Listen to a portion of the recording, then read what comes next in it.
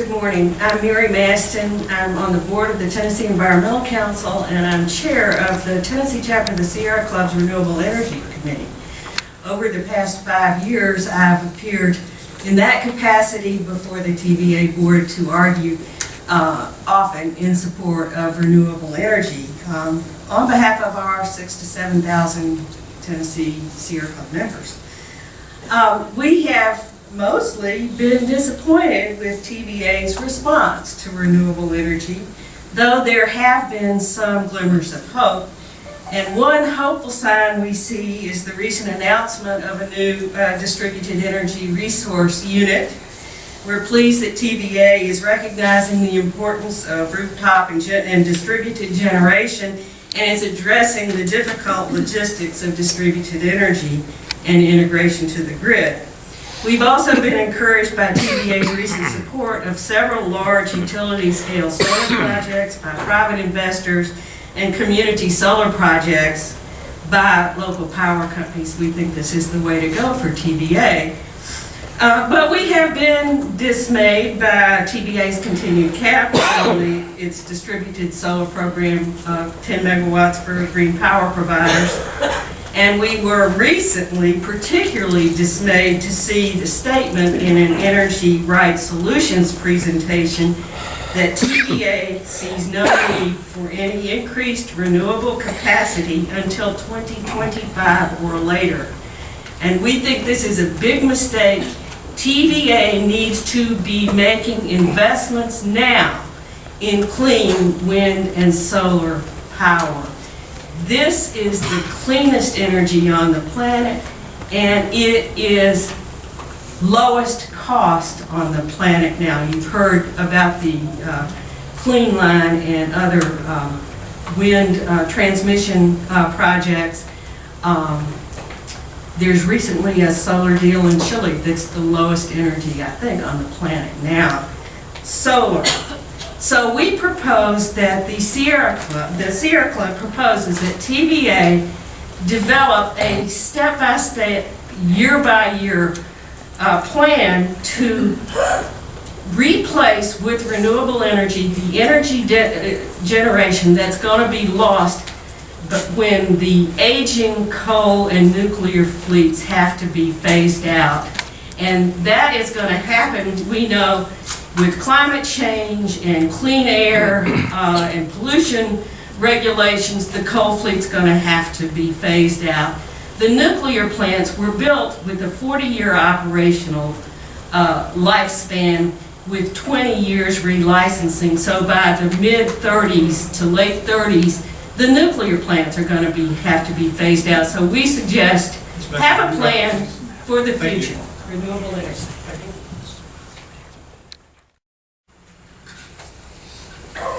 My name is Scott Banbury. I'm the Conservation Program Coordinator for the Tennessee chapter of the Sierra Club.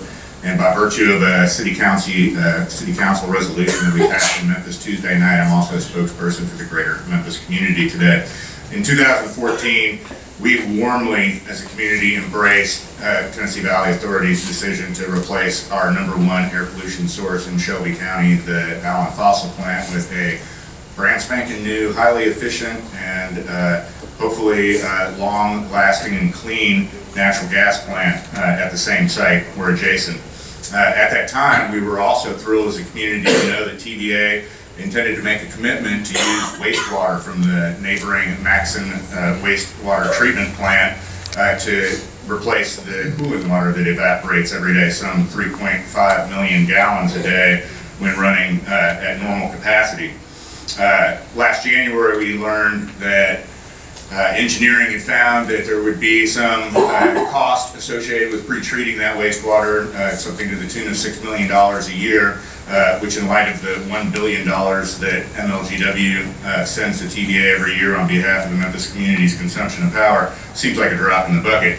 But we found out that TVA wanted to look at other cooling water sources, one being our Memphis Sand Aquifer, which is probably the greatest natural resource asset that we have in the Memphis area, something that brings industry to our area, something that helps provide jobs, and something that keeps our community very healthy in terms of the quality of our drinking water.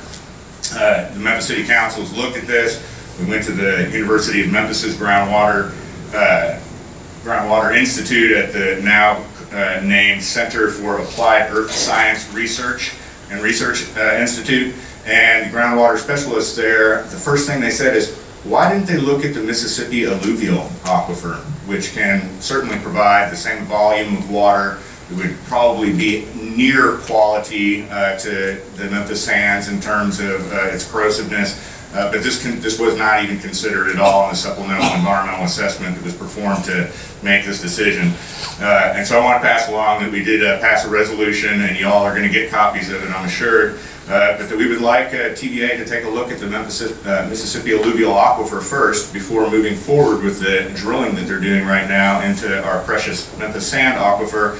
And at the very least, if the Mississippi alluvial aquifer is not suitable for TVA's use, please help us out in Memphis by defraying our water bills by purchasing the water from MLGW, the trusted steward of our groundwater resources, rather than digging your own wells, which you would not be responsible to report on.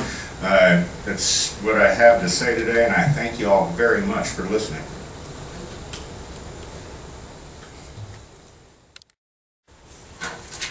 Good morning, and thank you for the opportunity to address the TVA board. My name is Adam Hughes, and I work with Statewide Organizing for Community Empowerment. When I first moved to Knoxville, I had the opportunity to go door to door with a group called SEED, surveying residents of low-income neighborhoods like Lonsdale about their energy usage. Initially skeptical of a stranger at the door, so many people opened up to me when I told them we were working to lower their energy bills. They would invite me into their homes and share their horror stories about late fees, uncomfortable houses, and energy bills that ruined their budgets. Thankfully, the KEEM program has offered many Knoxvillians some relief, but the money for KEEM will expire soon, and the need is so much greater than the available funds. Outside big cities like Knoxville, there are few comparable programs, even though the problems are the same. One friend in Cumberland County tells me of entire families forced to confine themselves to one room all winter because they cannot afford to heat their entire house. Clearly, the scope of the problem is beyond simply changing consumer choices.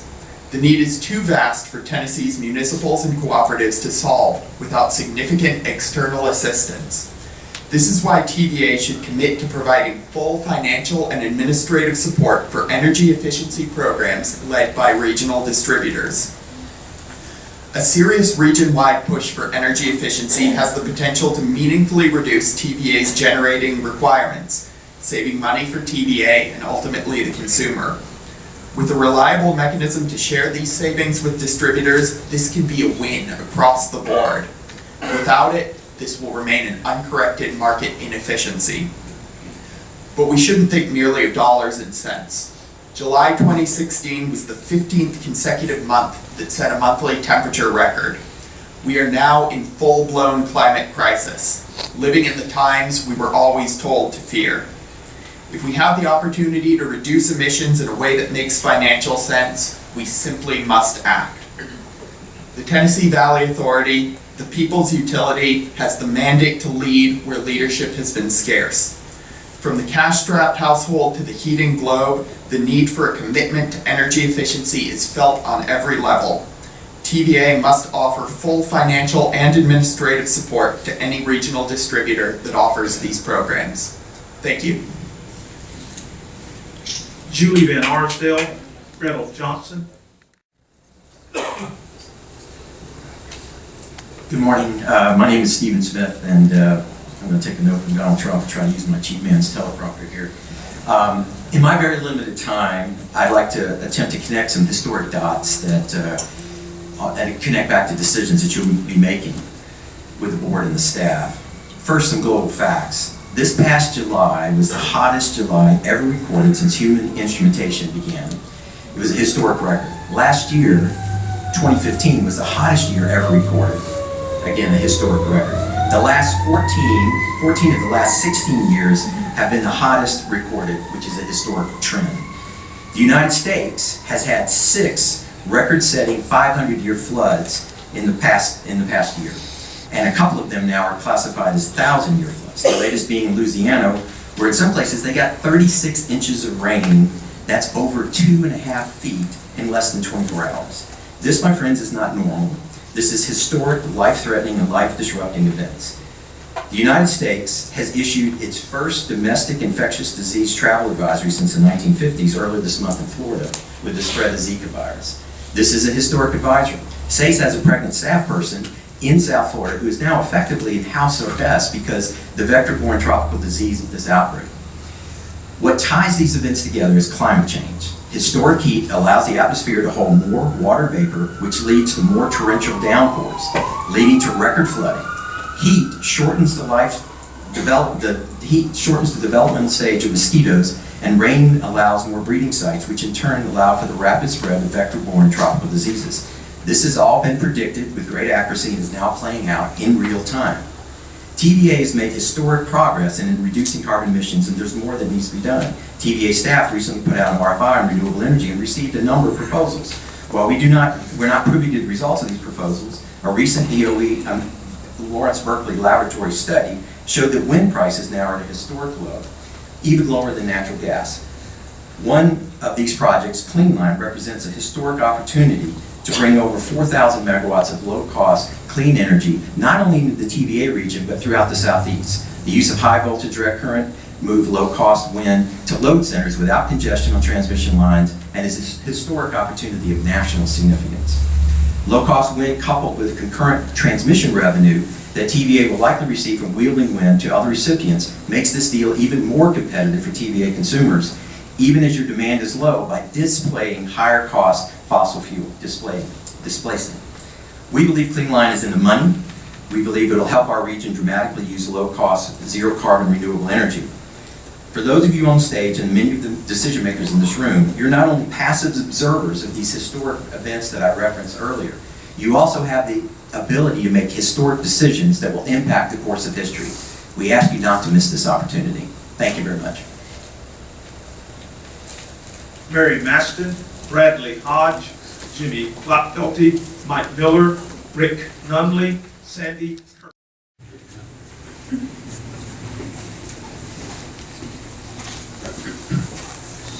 Greetings, all patient listeners. Been out a while. I'm Sandy Kurtz. I'm speaking today with the Tennessee Environmental Council, and I'm an environmental educator. And I usually talk to you, come to you, and speak about nuclear issues, but today I want to talk about something else, namely coal ash. Since the disastrous landfill collapse at Kingston, TVA has been trying to figure out what to do about their coal ash landfills. You come up with only two options, both of which are bad. There's the cap and close option, which you have said you prefer. It is much cheaper, but that's like putting a lid on a leaky bucket. Groundwater will still rise and leach heavy metals into nearby waterways. Then there is the closure by removal option you have rightly rejected, since it amounts to an environmental injustice heaped on poor and minority communities, where the removed material will be dumped, as was done with the Kingston ash shipped to Perry County, Alabama. There's also the risk and cost associated with transport. So we're still, in that case, we're still left with the heavy metals at the original, now dewatered landfill site. That solution just leaves us with two dirty places. Although these non-solutions are legal, they are not required. Both should be rejected. They do not represent the best available technology. The preferred treatment would be, as EPA states, on-site remediation. So here are my questions. Has TVA asked for proposals and bids for on-site remediation? Many of the waste haulers know how to do this, but it's not as lucrative financially for them. Maybe they weren't asked. Why isn't TVA seeking technological solutions that could reclaim these landfills for beneficial reuse? Would TVA consider declaring a moratorium to give time to find a genuine solution for these coal ash landfills? For example, Google wants to build their $600 million facility next to a TVA toxic dump at Widows Creek. Given time, TVA could look at new on-site remediation solutions for cleanup and reuse that could be economically beneficial.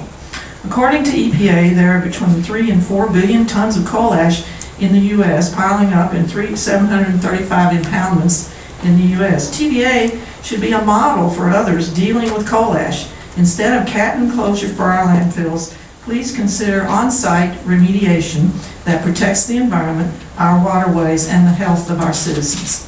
Thank you. Just full disclosure and transparency, I'd like to note that the next speaker, Katie Southworth, is my daughter. No pressure. I was really hoping you'd go after, don't start my clock. You go after I spoke so nobody paid attention, that y'all wouldn't all be as attention. I was Continue my nervous. statement though. Oh, sorry.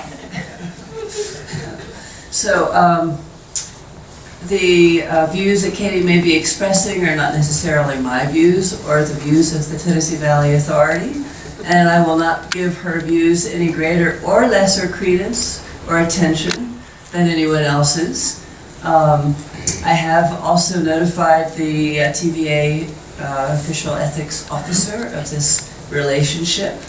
At the same time, Katie did express some reservations about speaking today, and I encouraged her to, because everyone has a right to express their views and to be heard, and who would not want to listen to such a lovely young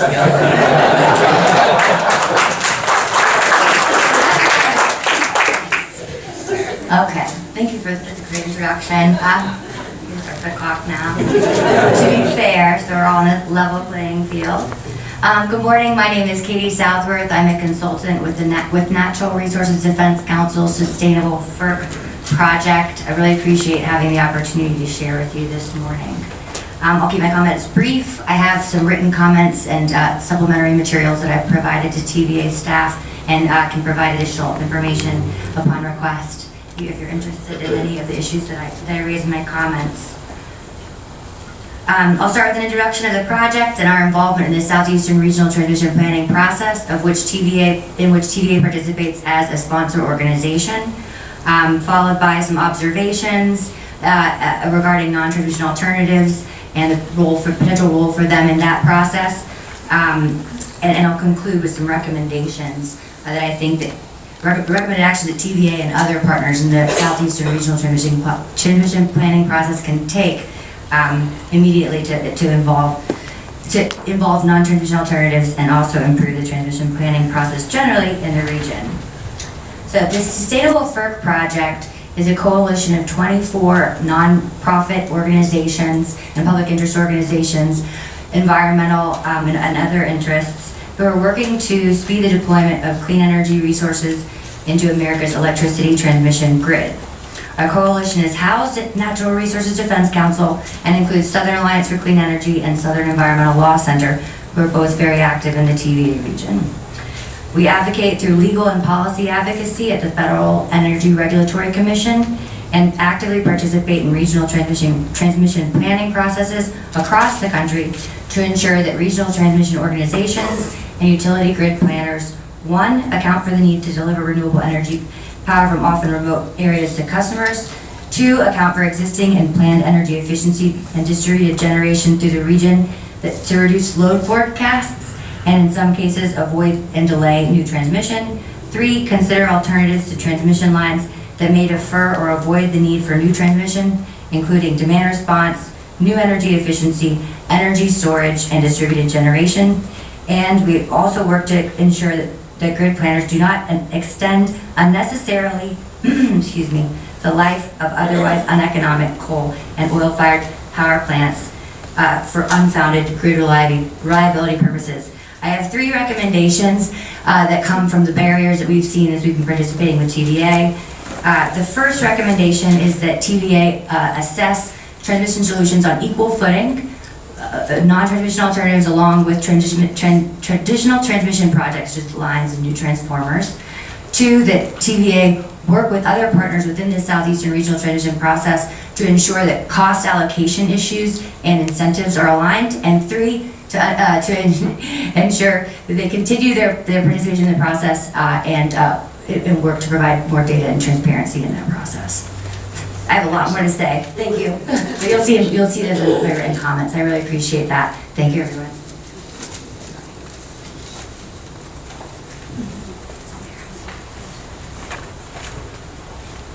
members of the board, good morning. I'm Amanda Garcia from the Southern Environmental Law Center. I'm here to remind the board of something that it seems not to need reminding of this morning, that it is charged with the stewardship of the rivers of the Tennessee Valley. In the aftermath of the Kingston coal ash disaster, the board committed to being an industry leader in safe coal ash management. In doing so, TVA promised to close the unlined ponds it built into our rivers, where for decades TVA's coal ash has seeped through dikes, leached through groundwater, and posed a threat to the rivers and streams that serve as the drinking water supplies for 3 million citizens in Tennessee and Alabama. But last month, TVA made a decision to leave that ash where it is, claiming that continuing to pollute our water will be better for the environment than moving the ash to dry-lined storage. TVA's plans make it an outlier. Other utilities in the region have committed to moving their ash to dry-lined storage at some or all of their sites. Incredibly, after a year of NEPA analysis, TVA still hasn't answered the crucial questions about covering up its coal ash. How much pollution will continue to contaminate at Kingston, at Bull Run, at Colbert, at Widows Creek, at Allen, at John Sevier? And what are the resulting risks to the citizens of the valley? Although hundreds of citizens have demanded answers, TVA has refused to provide them, choosing instead to quantify only the costs and impacts associated with moving the ash to safer storage. So now I pose another question to you. Without answering these concerns raised by citizens, how can TVA conclude that its plan to pollute in place is the right choice? The truth is, it can't. In its NEPA process, TVA chose to play a regulatory shell game instead of owning up and cleaning up its coal ash. But the fact remains that TVA hasn't made its case. TVA claims the federal EPA has signed off on its plans, but EPA doesn't play a role in enforcing the federal coal ash rule. That rule is enforced by citizens and by the state, to whom TVA still owes answers. Nor does EPA enforce state law. The state of Tennessee has just begun its evaluation of whether TVA's plans are consistent with state law. The people of the Tennessee Valley deserve to have clean water protected from the toxic threat of TVA's unlined leaking coal ash sites. Thank you. Terry Ledford.